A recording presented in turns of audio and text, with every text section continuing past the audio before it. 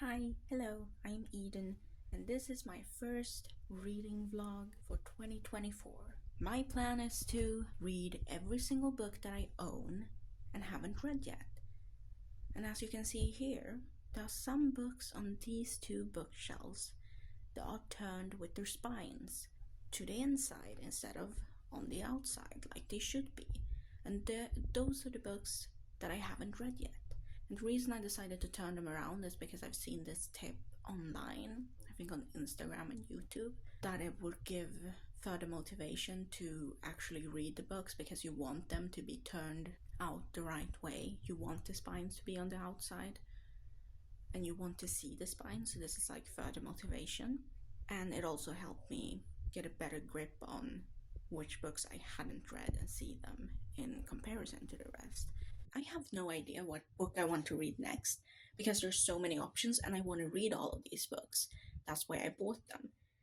So I made a little TBR jar out of a Rivendell bowl I got from an Owlcrate box, which is a fantastic bowl, but it makes an even better TBR jar. Grey Warren by Maggie Seawater, Monsters of Men by Patrick Ness, Red Seas and the Red Skies and The Republic of Thieves by Scott Lynch, Stormlight Archives by Brandon Sanderson, Sassy by Madeline Miller, God Killer by Hannah Canner, Forging Silver into Stars by Bridget Kemmerer, The Drowned Woods by Emily Lloyd Jones, Anseelie by Evelise Hausman, Walden, or Life in the Woods by Henry David Thoreau, Little Women by Louisa May Alcott, Dracula by Bram Stoker, The Odyssey by Homer, Heidi by Johanna Spyri, A Little Princess by Frances Hodgson Burnett, Anne of Green Gables by L.M. Montgomery, Beautifully Foolish Endeavor by Hank Green, Radio Silence by Alice Oseman, The Girl Who Fell Beneath the Sea by Axie O, A Magic Steeped in Poison by Judy I. Lynn, Cinderella Said by Kaylin Barron, Norse Mythology by Neil Gaiman, The Song of Achilles by Madeline Miller, and The Lord of the Rings series by J.R.R. Tolkien. But before we get to those books, what we need to do is finish this one. Because I started this book in March, I believe, and I was really excited to read it, but I have not yet finished it. Which means I have to finish it because I want to finish it. I am liking it, maybe not as much as I like the other Percy Jackson universe books, but I am liking it. So The Sun and the Star is the first book we're going to finish this year. That being said, I'm not going to pick up a note yet for what to read next. I want it to be a little bit of a surprise once I finish The Sun and the Star, so we're going to let this be for the moment. Alright, so it's currently the 5th of January, and I'm reading The Sun and the Star still.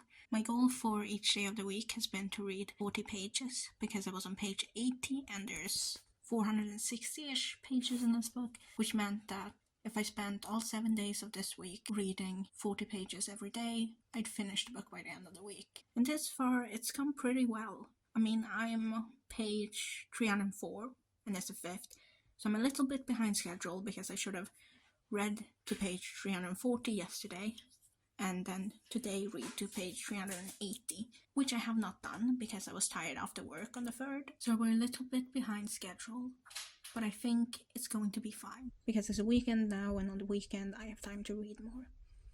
I'm really loving the book, and I was afraid I wouldn't because when I was on the 80-page mark, I had kind of been struggling with reading it for a while. Like every time I picked it up, I'd read 2 pages and then just decide, no, this is not for me, this is not fun, I want to read something else. But then I decided that I really wanted to finish this book. I pre-ordered it, so I have a hardcover of it, and hardcovers I try to read as fast as humanly possible.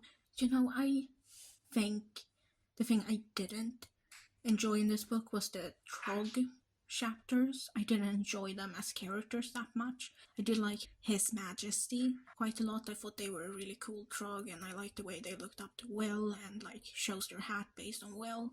But other than that, I thought the Trogs were kind of silly and kind of annoying, which I guess makes sense because the target audience for this book is 12-year-olds, and I'm not 12 years old anymore. So obviously I might not find the same stuff funny as a 12-year-old might. But once we got past the Trog chapters and we actually got deeper into the underworld, I've been really enjoying the chapters, and I really enjoy the way Nico and Will aren't a perfect couple. Like, they still have things to work through because that makes sense. They're both 15, 16 years old. They might have miscommunications because of that, because they're really young. It is one of those cases where miscommunication makes sense. And I'm really happy to see them grow as a couple and grow to understand each other better and understand themselves better. My favorite chapter thus far was the chapter in Persephone's garden. I thought that was a very well-written chapter, and I hope we get more chapters like that. Also, the little snippets we got of them explaining their backstory, how they got together, how they started liking each other, who started liking the other first. I really, really enjoyed it. Like, it could have been seen a bit as exposition, I guess, because we just had this character who really wanted them to explain their backstories, and that's how we got it, but for me it doesn't matter. I'd rather have it be like that, where Gorgyra asks for their backstories and they explain it, and them just explaining it without a reason. At least we had a reason for all the exposition. And right now we've just read Tararos, and Will has been kidnapped by a bunch of birds. So that's exciting. I'm going to continue reading now. Alright, so I just finished The Sun and the Star by Rick Riordan and Marco Shiro, and I really, really liked it. It was a solid 4-star book. I love both Nico and Will as characters, as well as their relationships. It was so fun to follow them through this journey. I did find that the beginning of the book was a little bit slow once we reached the Trog's home, because they were really silly characters and I didn't really enjoy that part of the book so much. But then once we got into Tararos, I had such a fun time. I think the setting is just so much fun to be in, and there's so many different ways you can make it angsty and dark and make them really face their fears and themselves in different kinds of way. And I like that their relationship was allowed to be flawed and not perfect, because that's important in books, I think. So I really enjoyed the book, and I had some favorite scenes here and there, but I will say the one in Persephone's garden was definitely my favorite one, as well as a scene that happens later on, which is Nico's last dream of the book. I'm not going to spoil it in case someone's watching this who has not read the book, but that last dream was really lovely and really appreciated it, because we got to see some deeper into certain relationships. I also really liked the scene with Piper. That was a lovely scene. I think it was well needed. And it made me realize how much I miss a certain character. Again, not going to spoil anything. That being said, this was a good book. There were some flaws in it, I will say, but I think the good outweighed the bad. I like that we actually discussed the fact that Cupid did out Nico in, was it the House of Hades? At some point in Heroes of Olympus, there's a scene with Nico and Jason, and Cupid outs Nico as gay. That was actually handled and tackled in this book, and we got to see his emotions about that, which is where Marco Shiro probably helped the most with the writing of those scenes, is what I'm imagining. I'm not sure. I will say though that I don't know why I noticed this more in this book, if this is that this book had more of it, or if I just paid closer attention to what was happening. But there were so many typos in this book. Small mistakes that would take me out of the story, because I'd have to think about them and be like, wait, that's not quite right, is it? There's this scene where Nico's talking about his mom and he calls her Bianca D'Angelo, when that's his sister's name. His mom's name is Maria. And then there was a scene where we were in Nico's point of view, but we still were told what Will was feeling, as if it was from Will's point of view. That was odd. Then there's, like, at the very end of the book, when he's going to take out the drachma to talk to Piper, it first says he took a drachma from under his mattress. Then it says he took a drachma from the pocket of his bomber jacket the very next sentence. So there were small mistakes like that. I don't know if it's because this book was a bit longer than the usual Percy Jackson books are, but I noticed those things and they did bother me a little bit.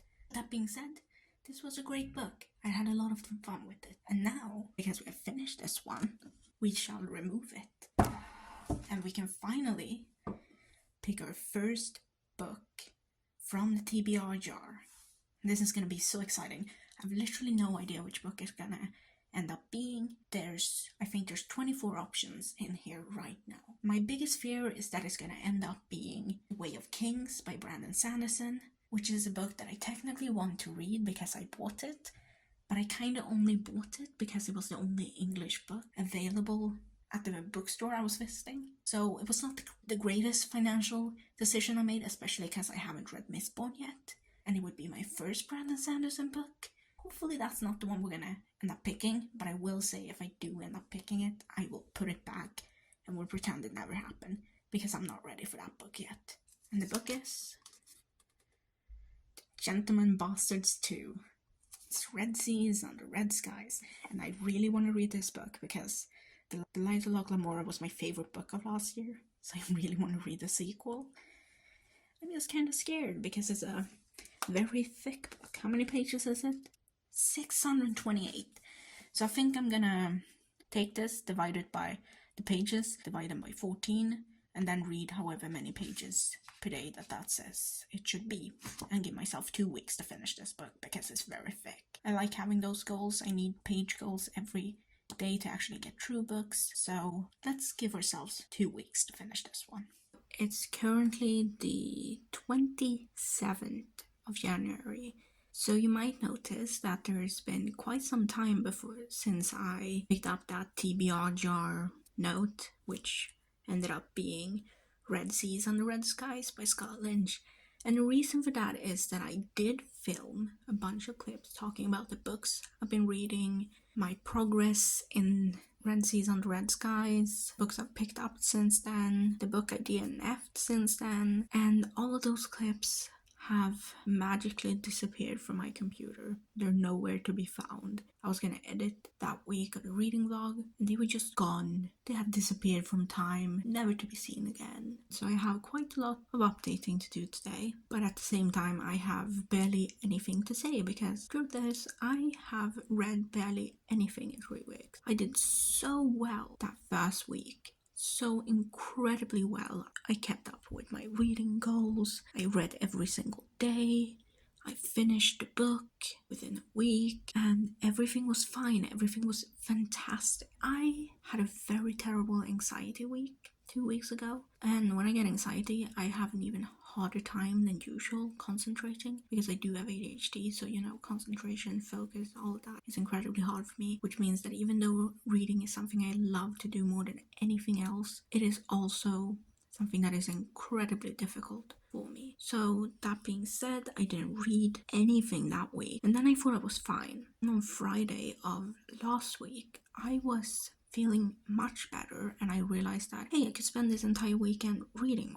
So I came home and I was like, but I'm really tired. I guess maybe the lack of sleep I've gotten because of all the anxiety is finally catching up. I'll sleep in tomorrow. I'll go to sleep immediately now, even though the clock is only 6, and I'll stay asleep for however much I need to wake up refreshed in the morning. And then I woke up in the morning and I did not feel refreshed. I felt so tired, and I was like, I've slept for a solid 11 hours now. How am I still tired? Okay, so maybe I slept for too long. Sometimes that happens. And when you sleep for too long, you get even more tired. So let's get up, take a cup of tea. But before that, I really desperately need to pee. Like, holy cow.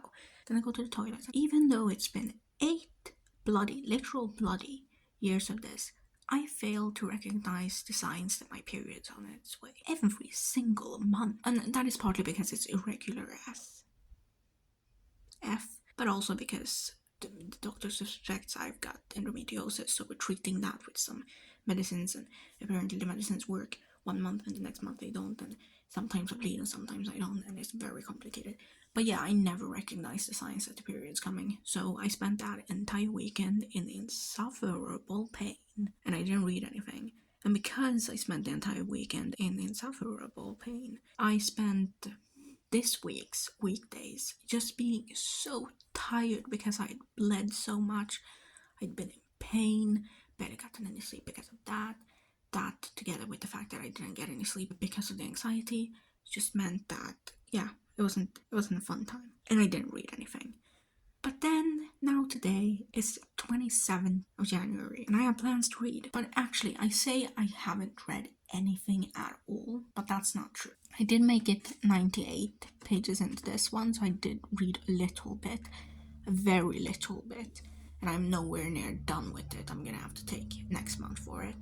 But I also started A Cuban Girl's Guide to Tea and Tomorrow as an ebook, and I liked it. I thought it was a fine book, but I realized I wasn't really looking forward to reading it, so I ended up DNFing it after the 50-page mark sometime because I kind of got bored.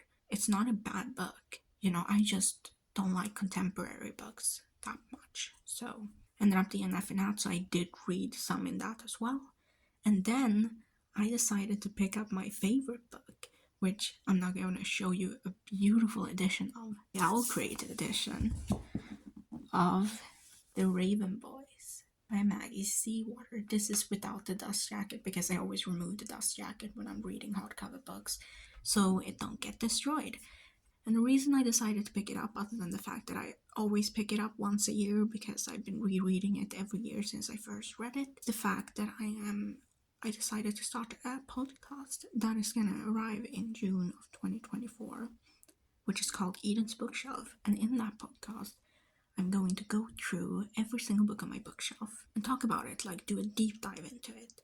So that means I have to reread the books I'm going to talk about. And obviously the first episode had to be about The Raven Boys because The Raven Boys is my favorite book, and it's also the reason I'm currently still a reader, or a reader again after a 5-year reading slump.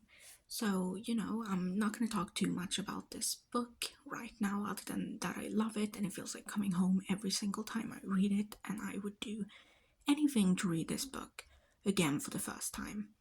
It's a wonderful book. It has everything I love in it. And if you want to know my more deep dive feelings on this book, you should follow Eden's Bookshelf on Spotify or the YouTube channel that is for the podcast, which also is called Eden's Bookshelf. Both will be linked down below. The first episode, which will be about the Raven Boys, is not coming out for another 5 months. But you know, if you feel like that's something you'd want to watch me talking about my favorite book for probably like an hour, and you'll get a notification or something when the episode actually arrives.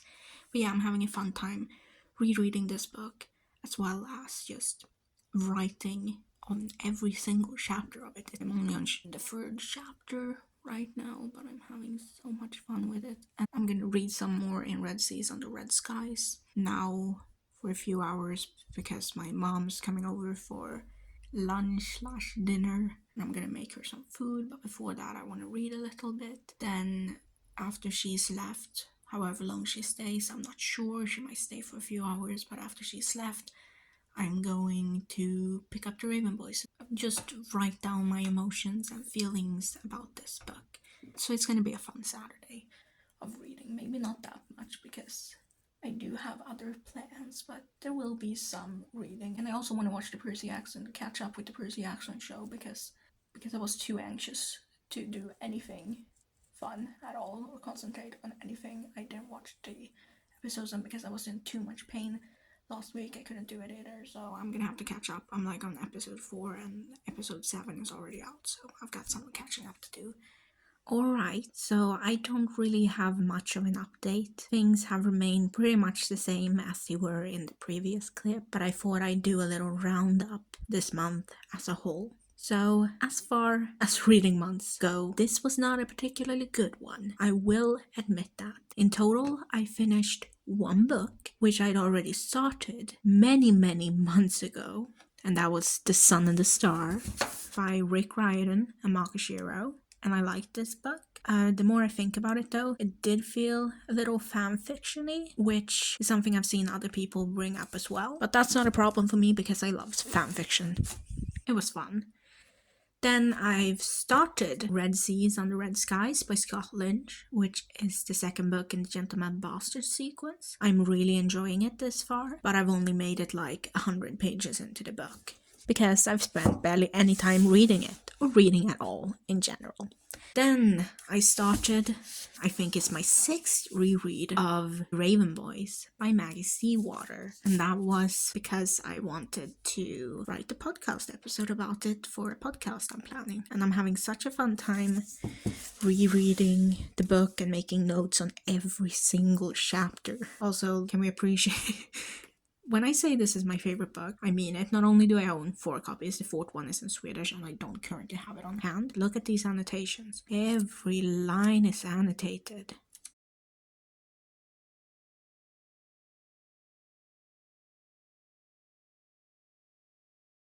I'm rereading Draven Boys, having a really fun time with it, and it's been a decent reading month, all things considered, because in September, October, November, I'm pretty sure I read like 0 books last year, so 1 book and 2 started are more than that. I think I've mentioned this before, but the reason I put reading goals for myself is to motivate me to read more, because I do love reading. Reading is one of my favorite things to do. It's just that it takes a lot of energy for me to read, because ADHD is really fun, isn't it? And basically, I don't really care if I reach a certain amount of books per year. I just use it to motivate me to read more, and I'm just happy as long as I'm enjoying what I'm reading, which I am. All of these books are really good books. I mean, it's my favorite book, one that's gonna be a new favorite, and one that I really liked, so I've still had a great reading month. But that's the end of this reading vlog for January. If you want to see if I ever end up finishing Red Seas on the Red Skies, you should subscribe, because when the February reading vlog comes out, you're gonna have a blast with that one. You'll get your answers. But for now, that's all there is.